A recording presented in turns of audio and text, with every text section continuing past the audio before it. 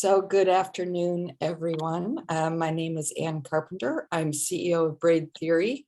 I've been working with blue economy related startups for more than a decade. Our company Braid Theory runs accelerator programs specific to blue tech, and we have been a very grateful partner and tenant of AltaSea since 2017. And I am really happy to be moderating this panel and talking about products and opportunities and businesses that are using the bounty of the sea, but also sustainable moving forward of humans on this planet. And so by way of self-introductions or introductions, we've got, first of all, for those of you that have read and signed up, we have Pat Schnettler from 12 Tides, Philippe Cousteau from Seaweed Naturals, and Julia Marsh from Sway. So what I'd like to do to start off right now is I'm going to give each of you a chance to spend about 5-6 minutes talking about your company, but start it off with a bit of a self-introduction. And Pat, I'm going to start with you. So one of the things that I find so interesting in working with hundreds of entrepreneurs is it's never a linear path. You don't wake up, you don't, when people say, hey, what do you want to be, Pat, when you grow up? You don't say, I want to be an entrepreneur. That just doesn't really fit. So I'm reading your bio. I see Stanford MBA. I see electrical engineering and computer engineering, to fisheries and aquaculture, to snack foods. So, how did you get from A to Q? Yeah, it's been a kind of a wild, winding path, but I guess the short story was my mom worked for the Nature Conservancy for about 35 years and a lot of work in the oceans there. And so that was kind of my introduction to the oceans, in addition to getting scuba certified when I was 13. And as I got sort of deeper into it, I never thought, I guess when I was growing up, I grew up in a small town in Minnesota, that I'd be like working on fishing vessels, but I did everything from work on 100-meter factory trawlers up in Alaska.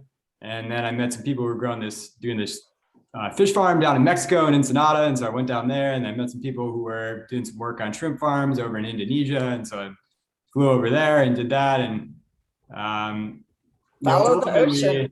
Yeah, I guess it kind of set me on this more entrepreneurial path. And I started to think about my own ideas of like, how could we improve the intersection between our food system and the oceans? And that was sort of the birthplace of 12 Tides. Great. So share the screen and tell us a little bit more about 12 Tides. All right.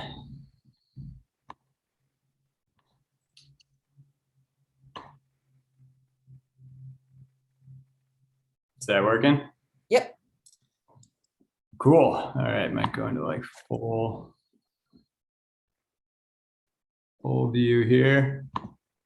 All right. Well, 12 Tides, we source organic kelp from regenerative ocean farms here in the US, bake it into tasty and ocean positive foods.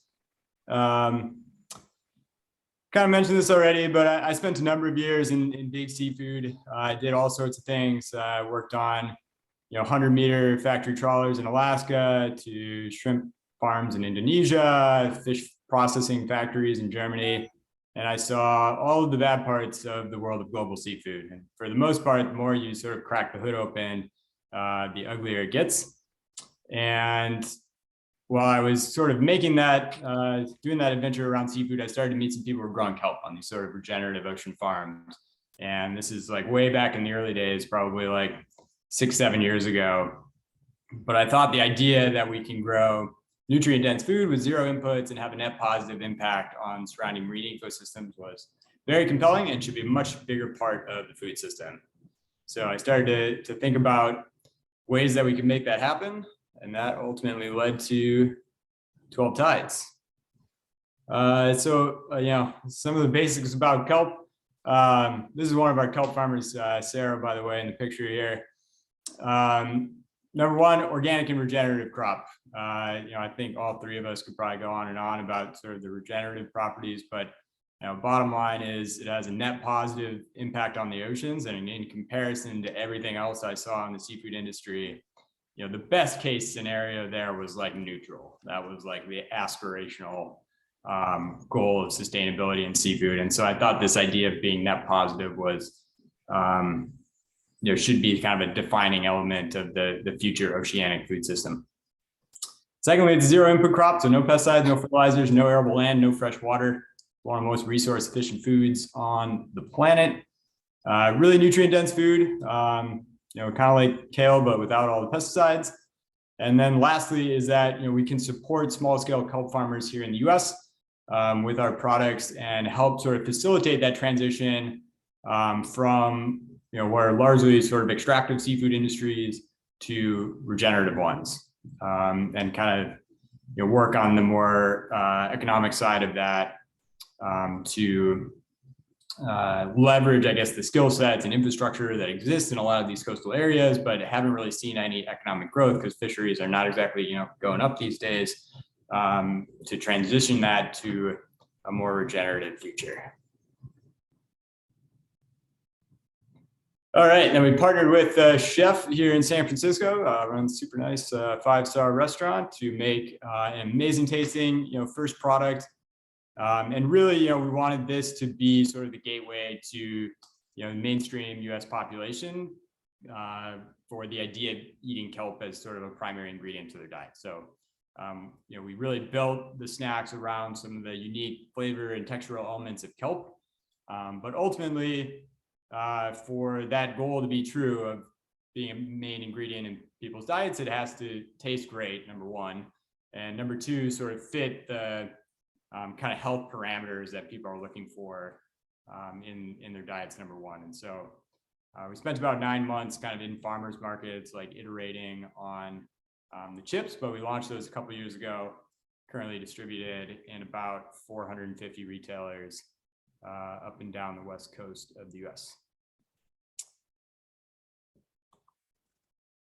All right, now how do we think about our impact? So number one is supporting the growth of regenerative ocean farming here in the US and supporting our farmers directly. So we always buy straight from the farmers and, we work with them. Number one, we have a really premium product, which allows us to pay great prices for the kelp and help the kelp industry, help farmers be profitable. And so they can sort of grow their farms in a very self-sustaining way. And, for example, this year we had entire 3 to 5 acre, plots of kelp that are being grown just for us. And that is, that's pretty cool. Second is on the ocean restoration side. We've got a nonprofit partner, Sea Trees, that we've worked with since the day we sold our very first bag.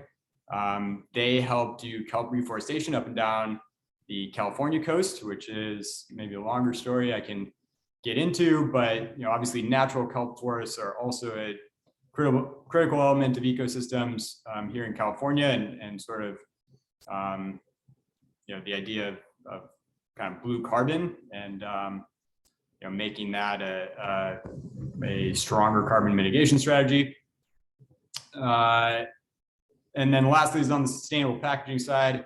Maybe leave that to Julia, but for us, we've had to kind of work with what's out there today to generate the best possible alternative to traditional single-use petroleum-based plastics. And right now we've got this bio-based compostable pouch that we use for our snacks, but we're still looking for better solutions there.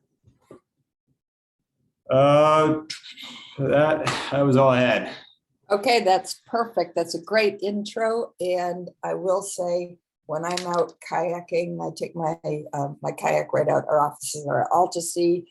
And what I see the most when I'm just picking up trash, especially along the kelp beds right outside the breakwater, are snack packaging, because they're that sort of plastic metallic film that just doesn't really break down and it flies away off the boats. And that is the number one piece of trash that I pick up. So I'm really, just a side note. So we'll get back to you, Pat. I made some notes. Philippe, why don't you go next? And of course, filmmaker, famous family, explorer, turned wellness brand. Well, yes, and wellness brand. Listen, I apologize because I'm sure anybody that signed up for this saw that it was supposed to be my wife. My better 3/4 probably. Was supposed to be doing this today, but she has a pretty gnarly migraine, so you got stuck with me. But I'm delighted to be able to spend some time with some amazing people here on my fellow panelists and moderator. And so I'll be brief. And my background also certainly ocean related, but not in the wellness space as a consumer products.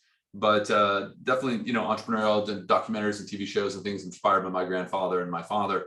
But over the last 10 years or so, I've really become more and more interested and focused on how business can help change the world, because we realize that we all, government, economics, society, everything needs to be moving in the same direction. And so a couple of years ago, we were talking with a friend of ours who's actually has a 30-year history in private labeling products for the wellness and personal care industry, and transitioned when she sold her company into actually the cannabis space here in California.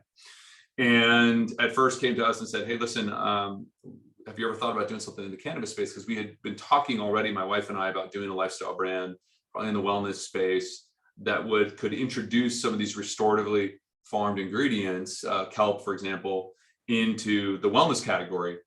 And but certainly not cannabis had been on our mind. But lo and behold, 3 years later, we did indeed launch a cannabis brand. Let me make sure I've got the right. See if I can share here. So just talk a little bit about what that is. Nope, not that. There we go. So it's called Seaweed Naturals. And essentially we looked around and we said, wow, rapidly growing market sector in wellness and cannabis here in the state of California and other states as it continues to rapidly get legalized in states around the country. Eventually will happen federally. And when we looked at this enormous market, it was pretty unsophisticated. We realized that there's an opportunity to introduce other active ingredients into these cannabis wellness products, so tinctures, body bombs, etc. And why not introduce marine-based ingredients? So we both source restoratively farmed kelp up from our partners at Atlantic Sea Farms up in Maine, and then also omega-3s from algae, because we also realized that the kelp industry in particular, my wife Ashlyn and I are on the board of Antarctica 2020, which is a global group that is working hard to establish 3 new marine protected areas around Antarctica, which is at the forefront of the climate crisis. And indeed, we can't solve climate if we don't solve oceans, and we can't solve oceans if we don't protect Antarctica and the Southern Ocean. And one of the big impediments to the development of those marine protected areas is China, Russia, and Norway's kind of coattailing on them, because they are particularly China is engaged in large scale krill fishing. These little guys right here. And what a lot of people don't know is that krill is part of the largest carbon cycle on Earth, right? So phytoplankton, which produces 50% of the world's oxygen, predominantly down in the Southern Ocean, is fed upon by these krill. You can actually see a little bit of that green up in its gut in this photo. And then the krill will descend into the water column during the day to hide in the darker waters below, and it will poop essentially out of the phytoplankton, the waste from eating all of that phytoplankton, which is photosynthesized, pulled carbon out of the atmosphere and released oxygen. And then that phytoplankton poop, krill poop, will then descend and sequester in the deep ocean. And then come along the whales and the penguins and the others that all eat the krill, and their poop is iron rich, which is then needed by the phytoplankton to thrive. So there's this very important system that exists in the Southern Ocean that we're catching 0.5% to about 1% of the Southern Ocean krill population, which represents up to 200 million tons of carbon that we are preventing from being sequestered by just that 0.5%, 1%. And so largely that krill industry is for omega-3s. It is for pet food and supplements and fish food for aquaculture. And so we realized that the omega-3 industry is worth around $28 billion a year. And most of it, in fact, I encourage everybody to go home. If you take omega-3 supplements, check your ingredients. Most of it is fish or krill oil for the many reasons that Pat talked about earlier. The subversion of externalities that exist in the fishing industry is horrific. And yet there's an alternative, because krill and fish get their omega-3s from algae. And so we decided, wow, we want to help increase and introduce these vegan omega-3s into the wellness space, as well as restoratively farmed kelp and seaweeds into the wellness space. And so we combine the two into our cannabis products. And then our launch, we'll be launching the end of this year a supplement line of omega-3s from algae, and et cetera, and more and more and more. So the idea is really, in the wellness space, is just a $1.5 trillion global industry every year. We need to start thinking about restorative products, building into the restorative economy, be it cannabis, be it wellness, be it CBD, be it straight cosmetic products, all sorts of different things we have plans for. So that's really our version and our vision. Still doing the TV and the movies and the books and all that kind of stuff as storytellers is kind of in our DNA and what we started out. But we really think that the products that people buy is also a great canvas for telling story and getting people to change their behavior. And that's why we launched Seaweed Naturals. So there you go. Let me stop sharing my screen. All right. Boom. Oh, and I think you're on mute. Thank you so much. I think our audience got a lot more information to peeking behind the curtain than they would have expected by the topic. So that was a really great introduction into Seaweed Naturals. I appreciate the approach. So Julia, now Masters in Fine Arts, designer, design sector, into packaging is a little bit more linear, but the seaweed side of things. Talk to me about that, and then want to hear more about Sway. Happy to. And this is such a cool panel to be on. I have 12 tides in the office for my team to snack on. We need Seaweed Naturals in the office as well, obviously. If you're in California, we'll get you some. There we go. I am in California. So Perfect. Yeah, my background is as a designer. I spent about 10 years building brand and packaging systems for consumer goods companies and design studios and technology companies. And usually I was the person responsible for bringing plastics into a brand ecosystem. And that was totally incongruent with my upbringing on the California coast, growing up going to tide pools, family worked at the Monterey Bay Aquarium. Really just my role as designer was at odds with my identity as an environmentalist. And so I started to look at how I, as a designer, could start introducing new materials. And, designers have this great power. We make impossible futures visible for others. So as I started to investigate alternatives for packaging and learned that seaweed had potential but hadn't been fully explored, that was kind of the moment where I said, all right, I'm going to have to start a company about this, and I'm going to have to find ways to scale this kind of novel solution. And it turns out, a whole lot of people are really eager for this kind of thing. So that's what I will talk to you about today with packaging made from seaweed and my company Sway. So really the foundation of Sway is led by this question, which is, can we evolve plastic from a material that basically only causes harm at every step of the supply chain to a material with the capacity to restore and replenish the planet? Very similar to both Pat and Philippe's premise as well. And to do this, we work with the most beautiful regenerative marine material. We work with different types of seaweed sourced throughout North and South America, for all the reasons that you're very familiar with. Our biggest kind of enthusiasm around seaweed, though, for packaging is that it's rich in polysaccharides, and we're able to extract polysaccharides from the cell wall of different types of seaweed to create replacements for thin film packaging. And what makes seaweed a great feedstock for packaging is that you can create totally transparent films that are heat sealable and compatible with traditional infrastructure that home compost at the end of their life and actually create healthier soil in the process. So our packaging is inspired by the fact that nature doesn't create waste, and we can partake in systems of biological circularity by using seaweed as a primary feedstock in our materials.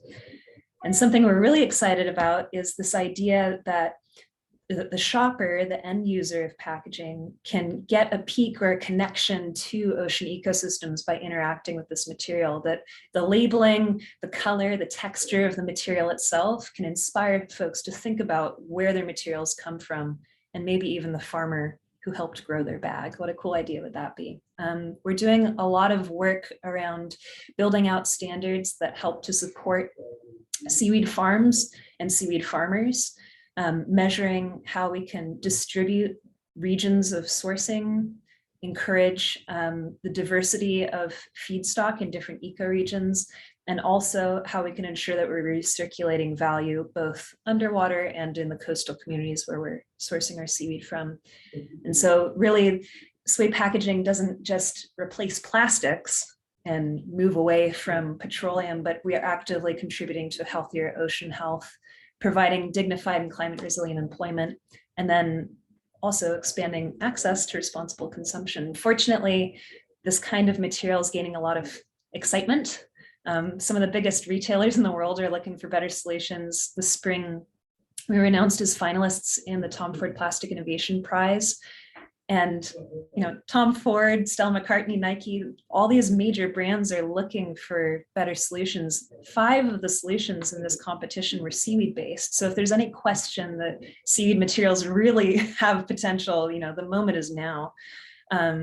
So that's the future that my team is building, and I welcome any of the questions you may have. But really, we're just trying to build a world where everyday materials actively replenish the planet. Thank you.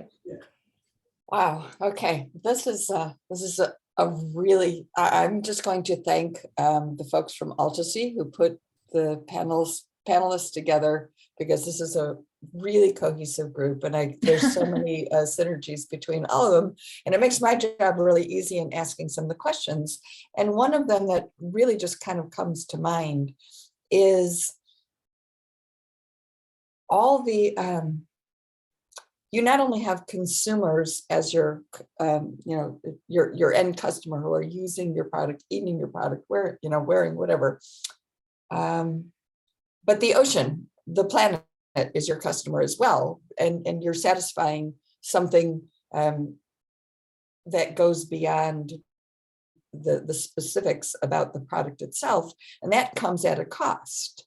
And you're looking, when you come to snack foods and packaging, those are often very, very thin margins, and it's very almost, it's almost commodity level. So my question to all of you, do you see yourselves having to be a premium brand and therefore premium pricing to be able to achieve the other goals that you're trying to achieve? Or do you see there's a role of being in picking up at 7-Eleven on your way out with your soda and off to watch the Dodgers play? Can you be both? So anybody who wants to start? I can chime in, and then maybe Pat wants to go next. We view accessibility as one of the biggest opportunities for influence here. So we've designed our materials to be compatible with traditional plastic infrastructure, and that allows us to be pretty close to competitive with existing bio-based alternatives.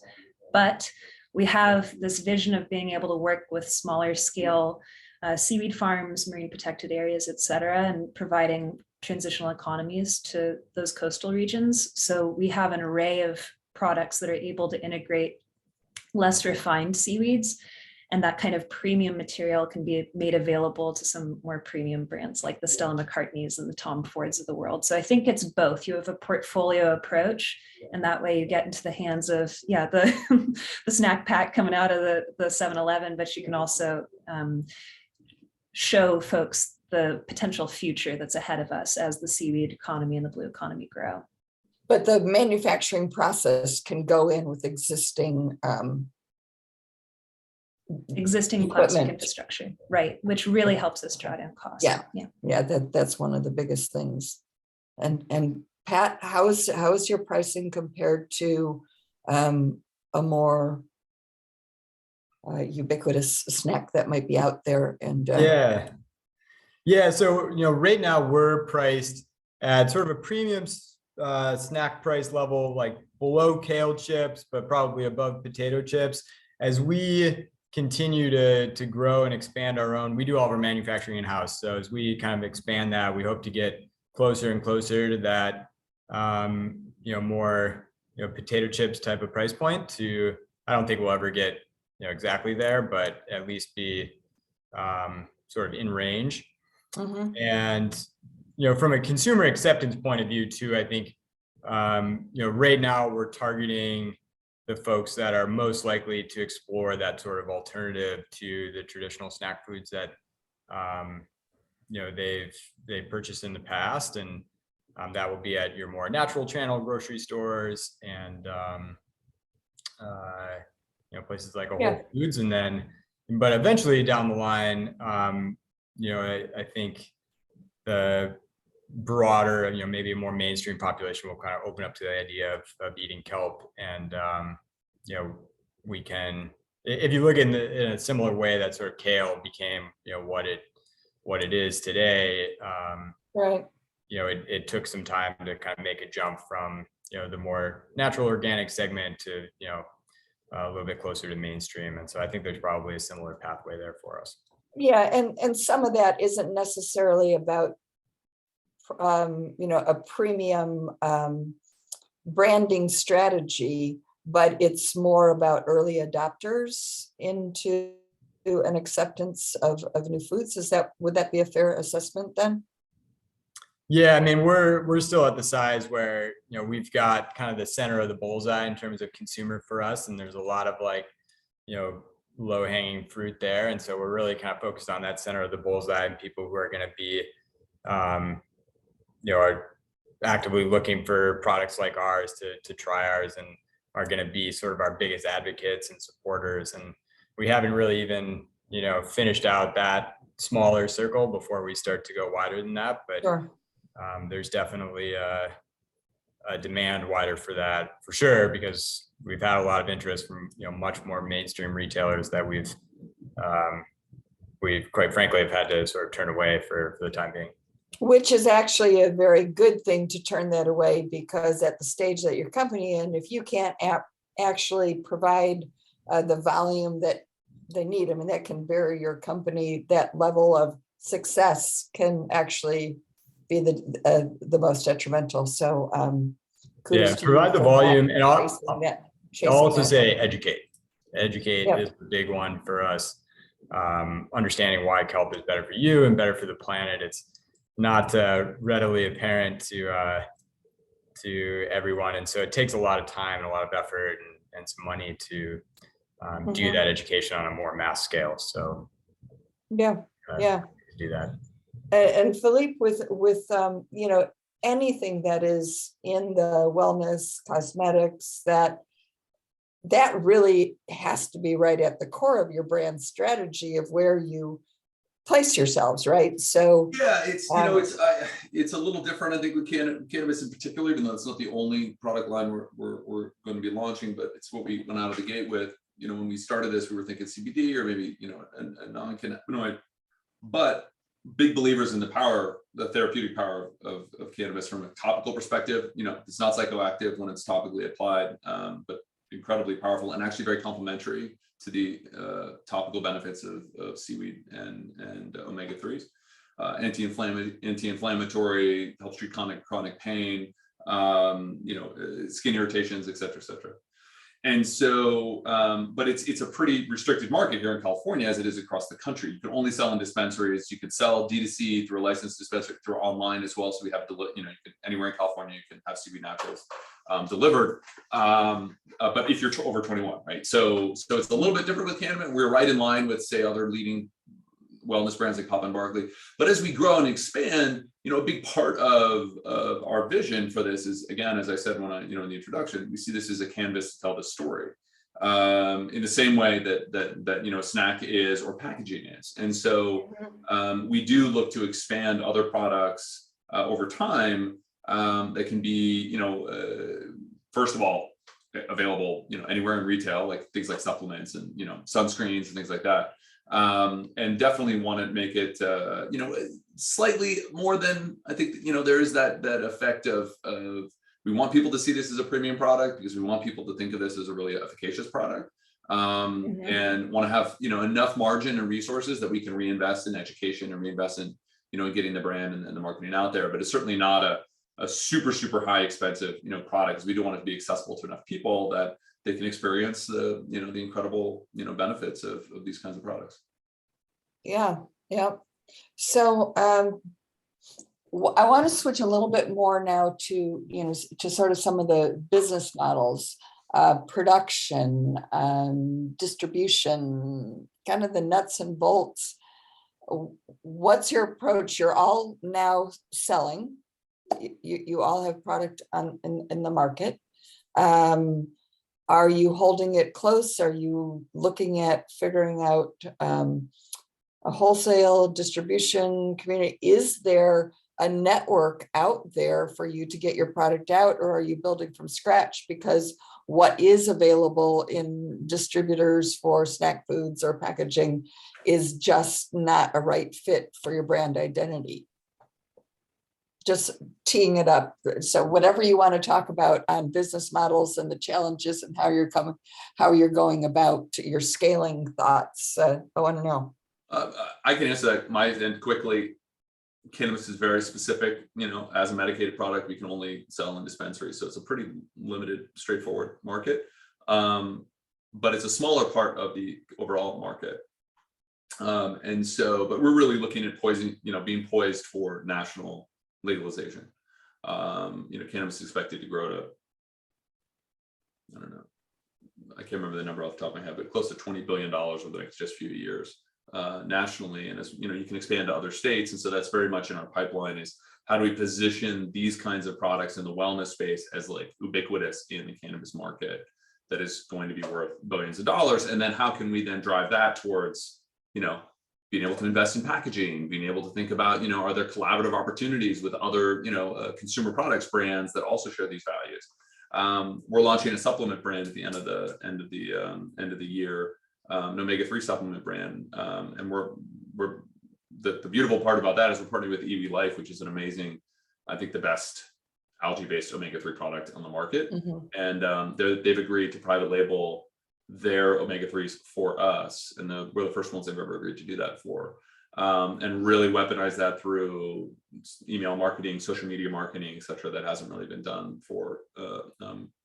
algae-based omega. So you know, for us, it's cannabis limited kind of distribution market, which is actually not a bad thing, because we know exactly where we need to be and we can target our you know, efforts there. And then for the supplement piece, we're really interested in how we can go big into social media, big into that kind of market, Instagram, Facebook marketing that hasn't really, you get a lot of supplements do very well doing that, but no one's done it on the vegan omega-3s yet. And so we want to be the first ones out of the gate to leverage that to blow out the supplements, because I'll tell you, the krill and fish omega-3s is just, once you get to learn about it, it's just horrific.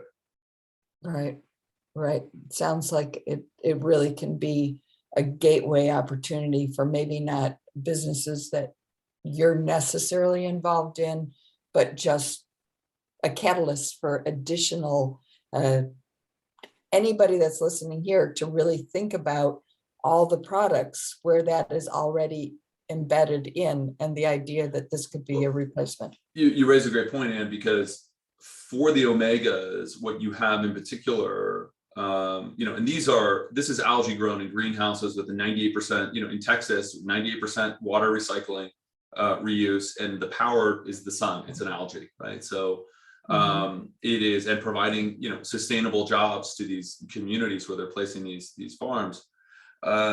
But what's interesting is that omegas are still largely thought of as a supplement, when straight in, in pills, or maybe as an addition to things like eggs or, some food products. So those are Right, usually right. fish-based, pet food, fish oils, all that kind of stuff. Go through your products, folks, eliminate them. You don't need them. You can get them from algae. And so we really want to, one of the challenges right now in the space, I'd love to talk offline maybe, Ann, at some point, is you can really only find DHA, omega-3, vegan DHAs. And so we want to also be able to have some scale, build scale, so that we can invest in some R&D to build an EPA and DHA omega powder. You can get it as an oil, but that is an issue from an emulsification and mixing that into various different wellness products.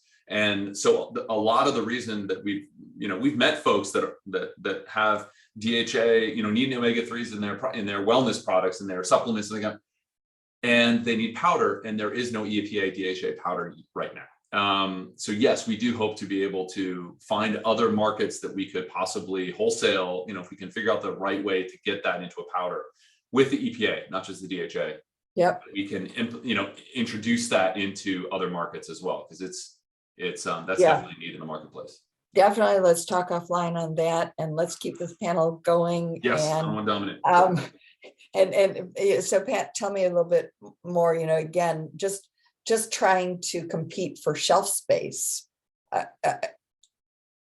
I don't, that's magic that you're getting in 450 stores in California so far. So talk to me something about your business model and what's unique and how you're attacking the problem. Yeah, I was going to say, I probably have sort of the simplest answer to this one, or I guess the most established go-to-market pathway. I'm sure Julia's got a more interesting answer, but for us, there's a lot of established infrastructure in sort of the food and food distribution, ecosystem. We think about our channels kind of in 4 buckets. There's, direct to consumer, which is not really legendary or rocket science anymore. There's Amazon, there's third-party online e-commerce like Thrive Market and Good Eggs, and there's the traditional retail channel. And in all of those channels, we found that the acceptance has been very quick. People are excited about, new products, new innovation, something that's pretty unique in its flavor and texture profile, like our product. And so frankly, the retailer and distributor interest has probably outpaced the consumer interest, or organic consumer interest, which is why we've had to sort of like pump the brakes a little bit on some of the retailer and distributor interest to give ourselves time to, make sure that we're successful in every new channel that we go into. I think the more unique decision that we made from a business model standpoint was to self-manufacture, because we wanted to build products that were uniquely suited for the textural and flavor elements of kelp, and not just like make a corn puff and sprinkle a little bit of kelp on the end.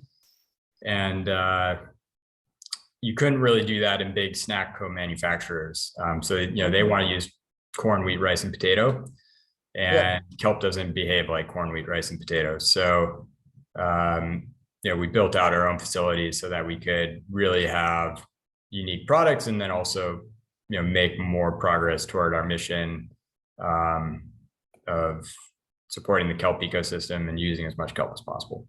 Where's your manufacturing done? It's here in the Bay Area.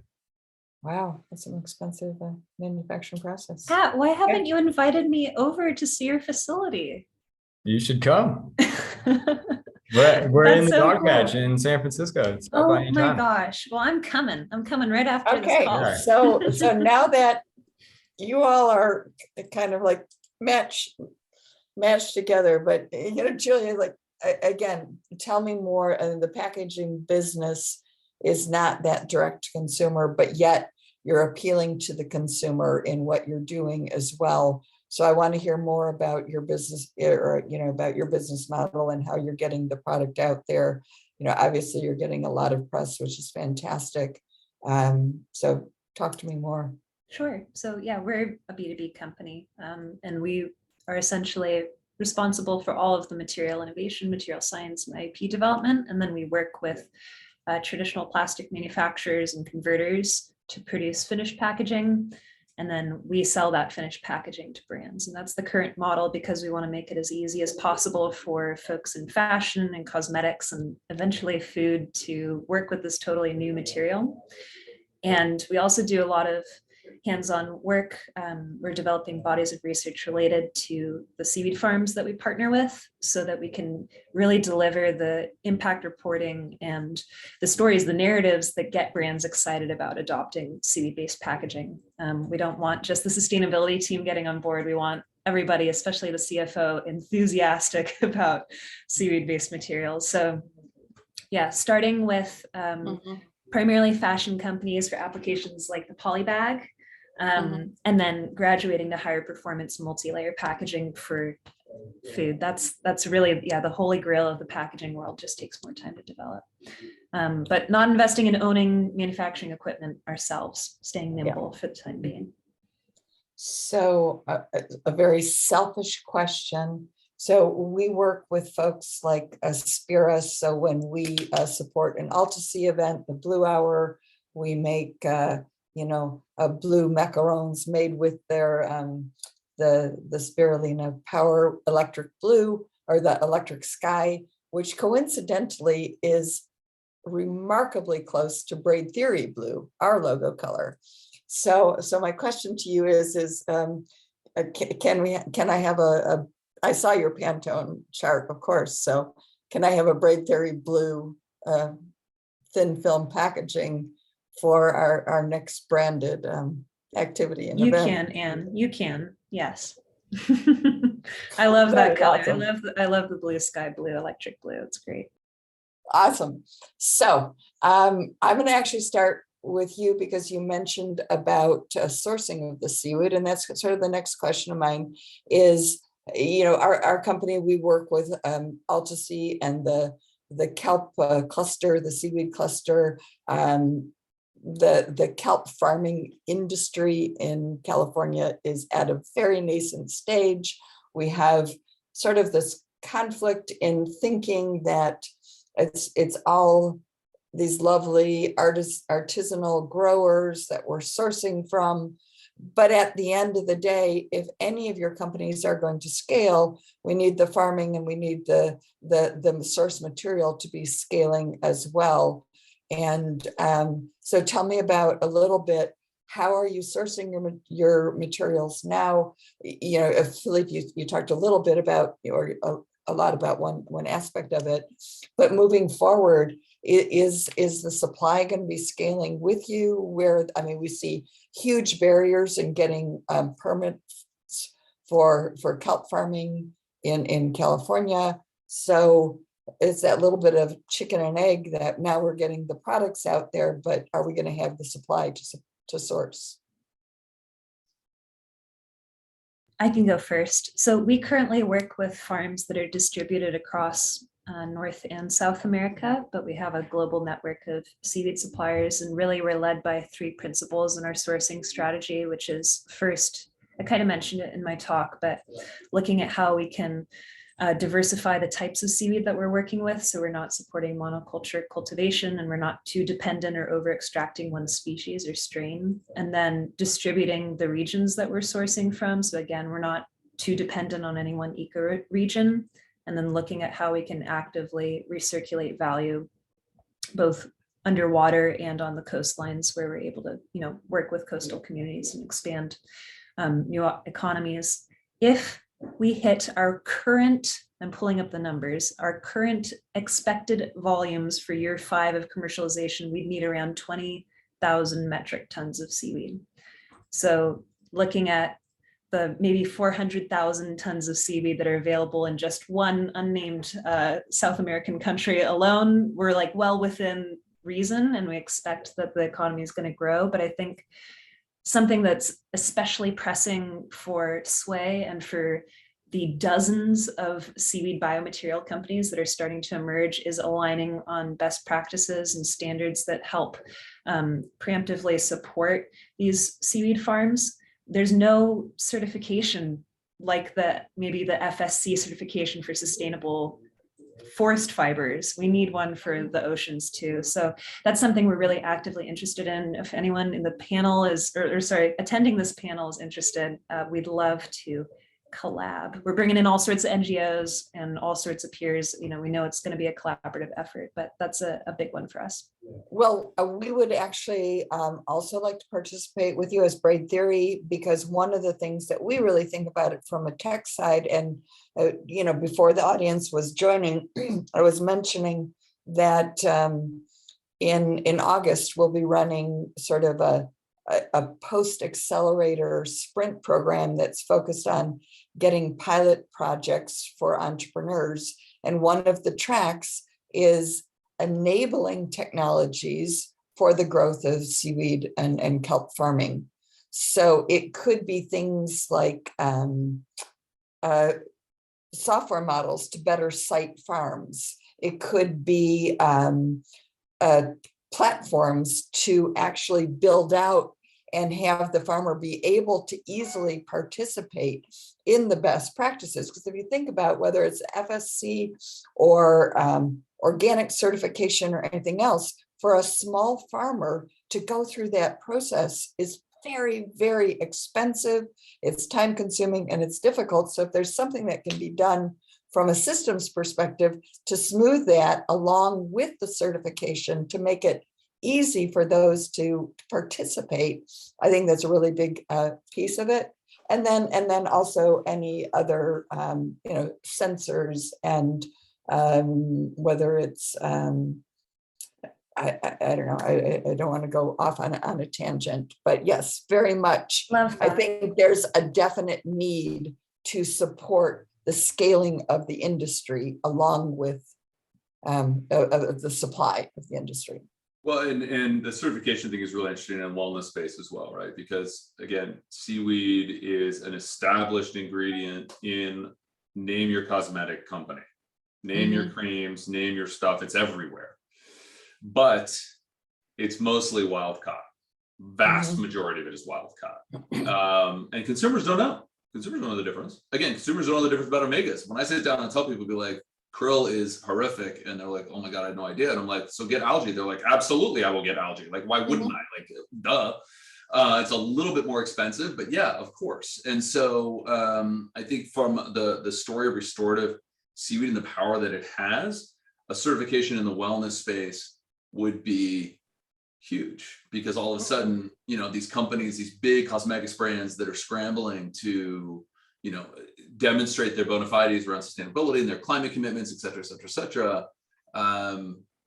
It's just kind of the Wild West right now. And it just has been for a long time, and no one stepped up and done that. So that's really what's exciting, I think, about the opportunity for all of these different kind of, you know, groups to be coming together to figure out, like, that's an absolute huge need that would have, and certainly could have, but I believe would have, you know, reverberating impacts over time through the entire $1 trillion wellness, you know, space, of which probably 30 to 40% of that, you know, $1.5 trillion global wellness space, 30-40% is like creams and things like that. So it's a big market, and I do believe, you know, in talking with people, you know, like Bree up at Atlantic Sea Farms, you know, her comment was like, we can get you the kelp.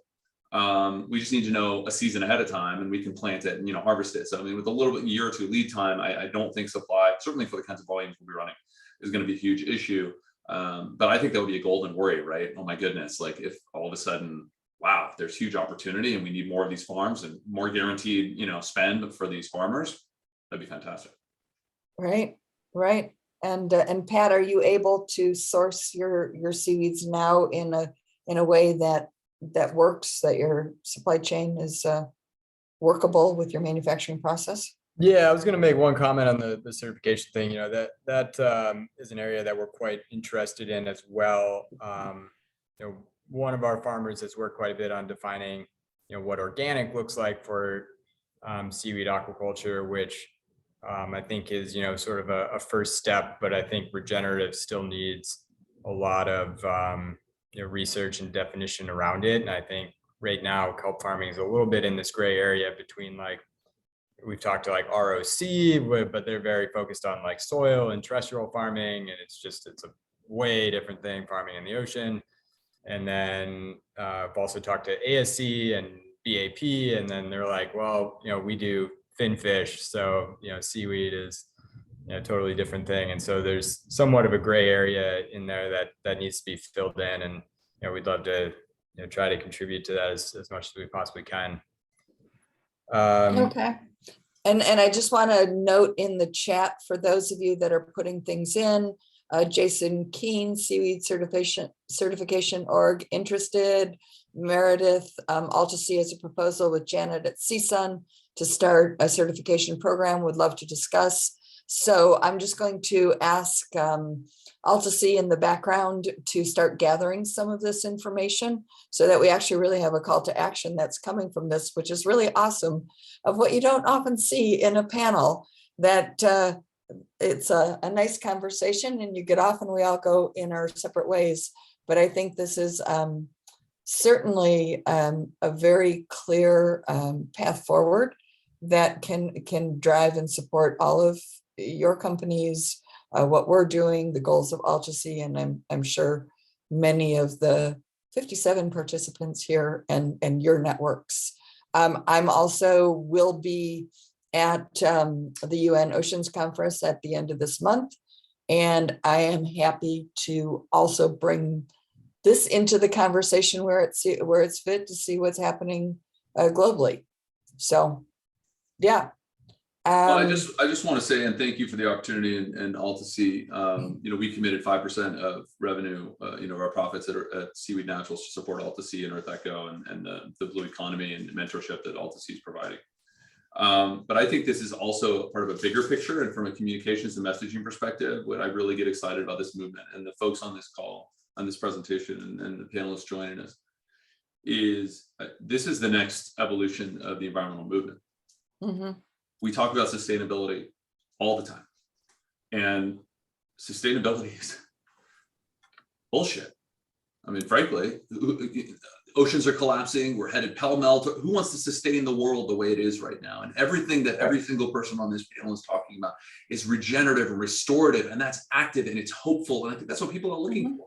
It resonates with audiences, and having that simple message to people that this is not about sustainability. This is not about, kind of just implies kind of passivity and, kind of let's just maintain the status quo. Instead, this is really about being active. And the good news is that those solutions exist. And so I get so excited when I get to participate, and thank you all for letting me be a part of this and for that work, because, there's so much bad news in this world. But as we start to wash sustainability out of our vocabulary, except for when it comes to jobs, is the only way we use that term, and start really embracing this idea of how we as human beings can restore this world, can regenerate this world, build a better world for our children.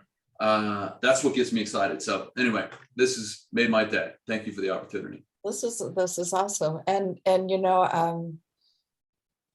especially when you pair it, many of the conversations that I'm involved in it's not even sustainability, it's more adaptability in a world when, like, we're not talking in California about drought, we're talking about aridification of never ever in our lifetimes of humanity getting back to a point in the West where we are in a non-drought situation. So when you actually think that the products we use, the products we ingest, the way we move our goods around the world through packaging, and that we can actually have that a net positive, as opposed to trying not to do more harm, that is an exciting thing, because these are the very basics of life that we're talking about here, right? Absolutely. So exciting, hopeful, wonderful. There's great, bright future ahead. I agree. And so the one thing I want to say also is, we have in this audience that is here, it's not all around, entrepreneurs and the business, and I kind of want to end this last round of conversations is, one thing when we look at Alta-Sea and the goals around, the education, the research, the business, the communities, the AltaSea teams are working with students from kindergarten on up. We're looking at, really bringing in every level to see that there's a way that we all participate, right? So please use some of your last parting comments to really think about it. If you were your 10-year-old self and you now know what you know, how would you like talk to your 10-year-old self to get involved or start the process or take that next step so they participate as well from an early age on? Come on, anyway. It's easy Pat, for me. I would Pat, say I that I think you're a started. kid. Pat, I think you're a kid at heart all along. So Pat, go. sitting there like, well, Yeah. go play in the water and start there. Tell me. No, yeah, I mean, I was always like, it's like always a huge scuba diver. It took me a while to like finally dive into my like a career in the oceans though, because for a while there, like in college and stuff, I was like doing the like natural pathway. I was like good at math, and so everybody told me to like be an engineer, and then just like when you're an engineer, you should like go be a computer scientist and like work for Google and like all that stuff. And so I don't know, I like fell into that pathway for like a little bit too long, but once I got on this like wild seafood journey of just like going out and kind of just learning in the world for like 5 or 6 years, I kind of parted ways from, I don't know, this like more traditional path that I was sort of on when I grew up. And so those would be the two things I think, just committing yourself to like learning, like when you're in the early stages of your career, and just that issue that you're really passionate about, like find the people who know a lot about it and like ask to learn from them. And secondly, like don't be afraid to just like make the jump into something that people might think is like totally insane. Cool. Julia.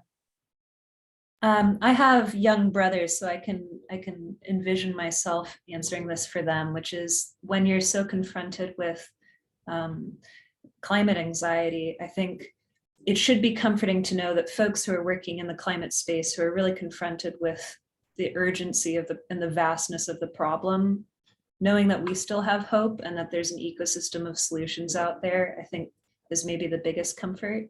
Like there's no, I don't know, when you attend climate related conferences and ocean related conferences, there are solutions out there. There's an abundance of solutions, and we need people of every discipline and of every background and interest to support them. So there's a role for, everybody, whether you're a designer or a mathematician or whatever you are, just find what you love doing and then find a way to connect it to one of these many, many solutions. My favorite resources are All We Can Save by Dr. Ayanna Elizabeth Johnson and a whole host of authors. The SDGs are a great source of inspiration. Speed and Scale by John Doerr is a great one. So, solutions are out there. Just look at the index of any of these books, close your eyes and point, and I think you'll feel hopeful. And Philippe, with very briefly, you're involved. This is what we do. 16 years ago, I founded Earth Echo International. We become a leading global youth environmental education group, and our whole point is building a global movement to restore and protect the ocean. So I spend a lot of time talking to 10-year-olds. And I would say that disregard a terribly dangerous and destructive myth that exists, and that is that you can't change the world until you grow up, because it's not true. We see young people changing the world now. From any age, 4, 5, 6, 7, 8, 9, 10, inspiring communities, drafting legislation, raising money, starting organizations. It's extraordinary what young people are doing today.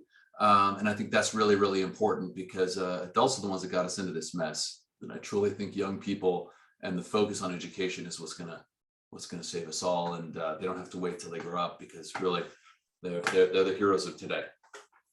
And I see that firsthand. Of course, I was able to participate in some of the Earth Echo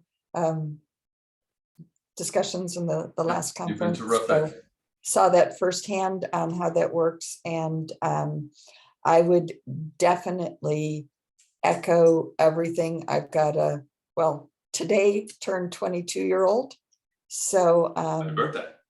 yeah, Zeke, and he too, Pat sort of went on the path that where you did, the straight engineering this, and then is, taking a very, he's in that transition mode now. And what I would say is, whatever you start with, it all has applicability to planet forward solutions. And don't be afraid of switching careers. Start with something, switch to something else. I mean, guarantee none of you in the audience that are still starting your career or haven't yet started or even thinking about it. When somebody says, what do you want to be with you when you grow up? Give them a laundry list of things. Because no matter what you do, there's going to be something you haven't even thought of. So just stay really open. And I am so appreciative of this panel today. You all have been really wonderful. I think, in the chat, we've got some of the literature that you mentioned, Julia. AltaSea is a huge resource. Please stay connected to AltaSea for everybody in the audience. Stay on with these blue-green discussions and panels. They're hopefully as wonderful as we set the bar high here, I think.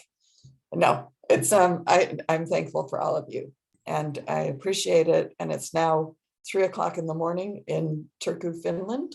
So I am going to sign off and look forward to talking to all of you soon. Thank you for And thank staying you all up for with us, listening. Anne. Thank you. Tremendous right. pleasure. Thank you. All right.